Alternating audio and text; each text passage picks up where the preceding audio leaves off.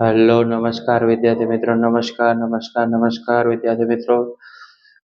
હું તમારું મારી ચેનલમાં સ્વાગત કરું છું. તો વિદ્યાર્થી મિત્રો, ચેનલ પર પહેલી વાર આ ચેનલને સબસ્ક્રાઇબ કરી દેજો, બેલ નોટિફિકેશન હિટ કરી દેજો, જેથી આવનારી યુઝફુલ વિડીયો મળી શકે. તો વિદ્યાર્થી મિત્રો, આજે આપણે ધોરણ 7માં વિષય ગણિતમાં પ્રકરણ નંબર 9માં સ્વાધ્યાય 9.1 નો દાખલા નંબર 2 જોવા જઈ રહ્યા છીએ.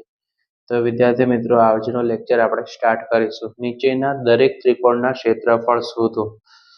તો વિદ્યાર્થી મિત્રો, તમારે ત્રિકોણનું ક્ષેત્રફળ શોધવાનું છે. બરાબર, આ છે પાયો, જે આપણે આ નીચેની લીટી છે ને શું કહેશું? પાયો. અને આ છે આપણી શું? ઊંચાઈ. તો અહીંયા પાયો કેટલો છે વિદ્યાર્થી મિત્રો? 4 સેમી ને ઊંચાઈ કેટલી છે? 3 સેમી. તો આપણે લખશું કે પાયો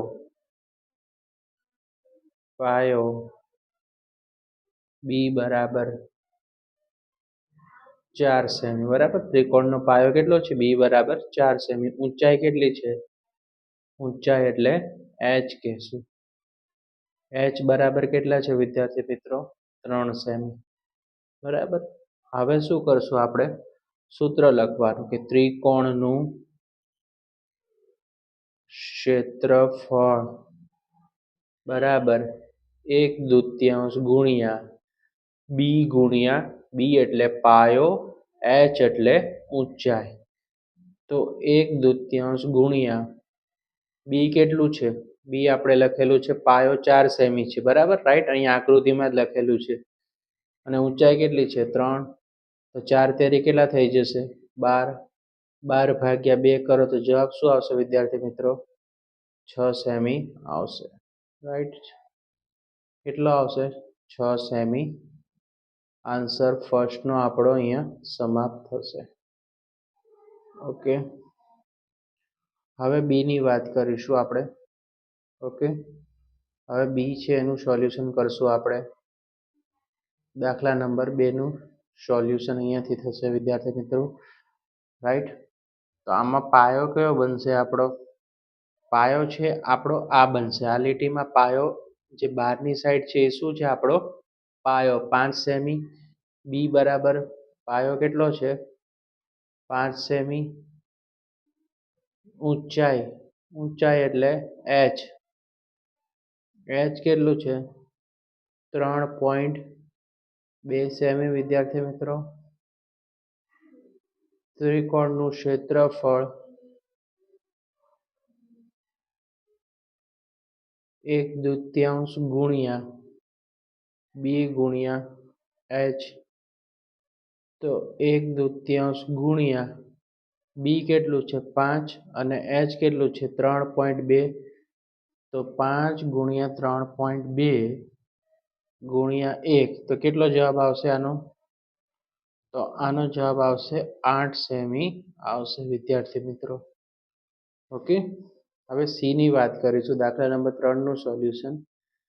ઓકે વિદ્યાર્થી મિત્રો, 3માં છે જે પાયો છે આપણો કેટલો છે?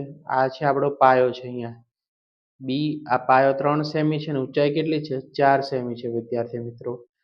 તો આપણે લખશું કે પાયો બી બરાબર 3 સેમી. ઊંચાઈ કેટલી છે વિદ્યાર્થી મિત્રો? દાખલામાં ઊંચાઈને h વડે દર્શાવશું. કેટલી છે? 4 સેમી. હવે શું કરવાનું? ત્રિકોણનું ક્ષેત્રફળ છે. ત્રિકોણનું ક્ષેત્રફળ બરાબર કેટલું થશે વિદ્યાર્થી મિત્રો? 1/2 ગુણ્યા બી એટલે પાયો, h એટલે ઊંચાઈ. તો હવે શું કરવાનું વિદ્યાર્થી મિત્રો? 1/2 લખી નાખો.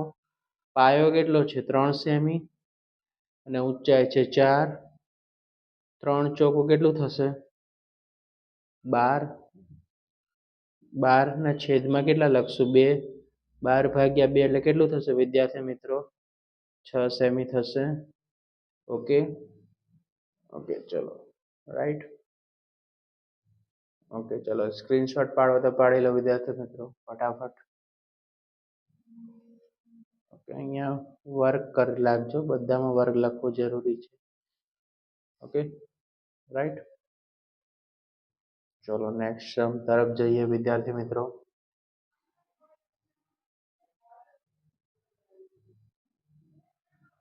ઓકે, તો વિદ્યાર્થી મિત્રો આકૃતિ ડી છે તેમાં પાયો છે આપણો 3 સેમી છે અને ઊંચાઈ કેટલી છે 2 સેમી છે.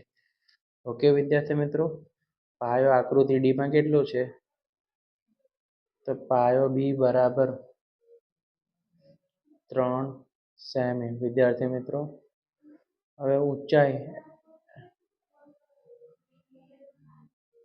એચ કેટલું છે? 2 સેમી.